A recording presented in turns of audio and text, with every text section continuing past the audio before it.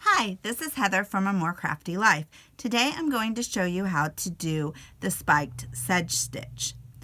This is a variation of the easy sedge stitch, which is a combination of single, half double crochet, and double crochet in one stitch, which is then repeated for a row. For this example, I'm going to show you how with a E 3.5 millimeter crochet hook and Kobo Lion brand yarn. It's a mix of cotton and bamboo.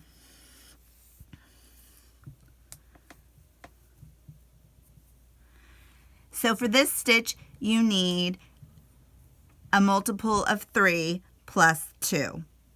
So I'm going to show you 18 plus 2, which is 20. So the first thing you need to do is crochet a multiple of 3 plus 20.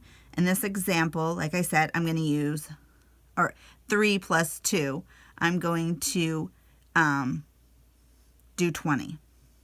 Okay, so let's. Okay, so for this stitch, you need to use a multiple of 3 plus 2. So for this, I'm going to do 20, multiple of 3, 18 plus 2. So first, you're going to chain 20.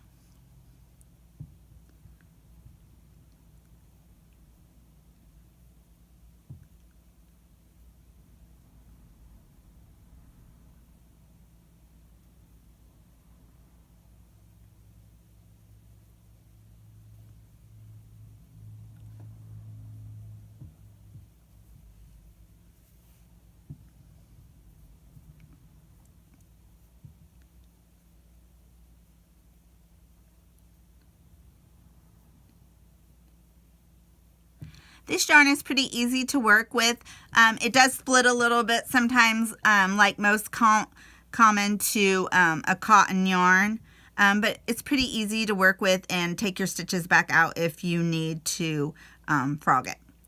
Okay, so I chained 20, and now I'm going to single crochet in the second chain from the hook. So 1, 2, here's where I'm going to make my first single crochet, and in this pattern you do a row of single crochet first before you start the sedge stitch. So I'm going to do a row of single crochet. I'm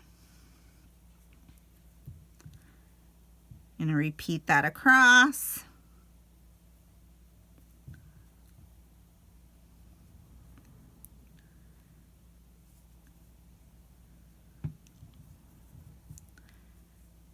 And the spiked crochet sedge stitch is just a variation on the regular sedge stitch. So if you've done the sedge stitch, which is an easy single crochet, half double crochet, and a double crochet all in one stitch, the spike stitch is just a variation. You do the double crochet 2 rows below where you would normally put the stitch. So that's what I will show you where it goes. So you just continue with your single crochet, and you can see here kind of what I mean about where it kind of splits sometimes. I'm not going to really worry about that right now. Okay, so I'm getting close to the end. You're going to chain 1 and turn your work. So here's my last single crochet. I'm going to chain 1 and turn my work. Okay, so you have a row of single crochet. Now is where you're going to start the sedge stitch. So you are going to single crochet, half double crochet, and do a double crochet all in the very first stitch. So the chain 1 does not count as a stitch. You start in the very first one. Then you're going to skip 2 stitches, and you're going to do the same thing in the third. You're going to single crochet, half double crochet, followed by a double crochet. You kind of get these little wedge shapes. Then you're going to skip 2, single crochet, half double crochet, and a double crochet, all in the same stitch.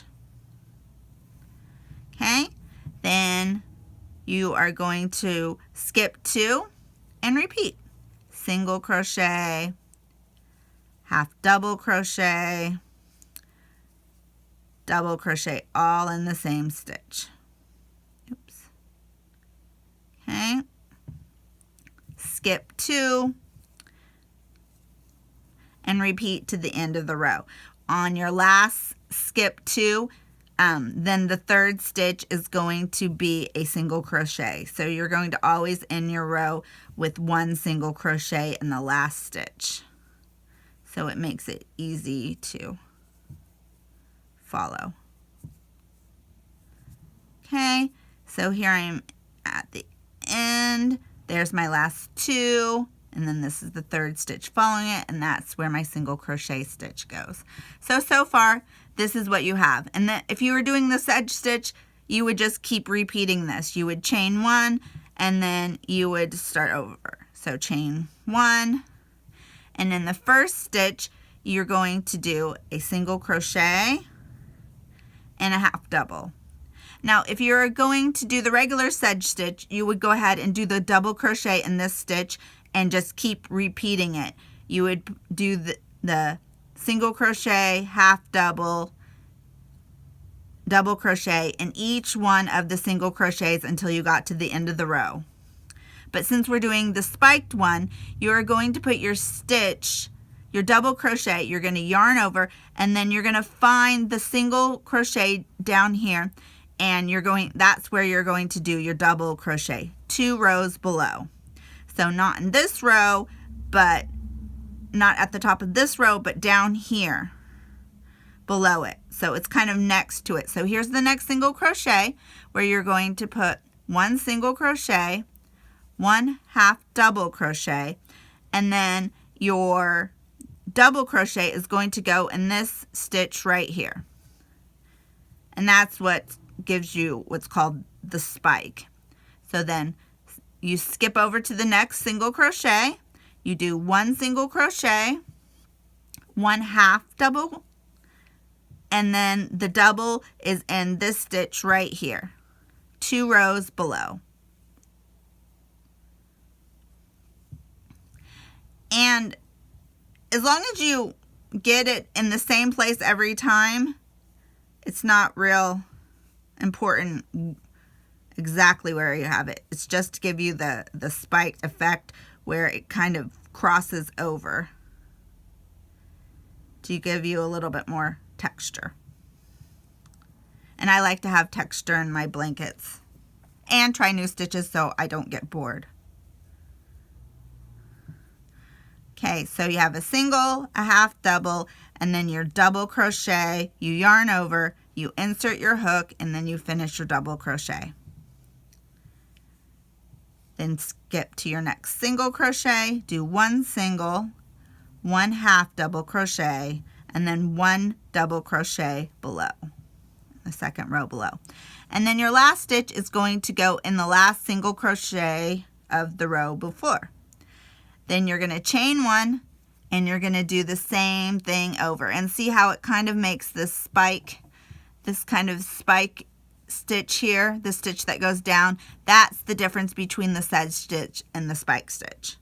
I hope you enjoyed this pattern, and you can find the written pattern on my blog, More Crafty Life. Thanks for watching.